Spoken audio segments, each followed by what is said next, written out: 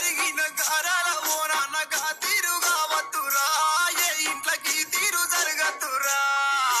సేది కన్య కొడుకు సేసారి పోతుంటే బాధతో చూడరమ్మా ఇల్లు కడ తిరిగి వాయనమ్మా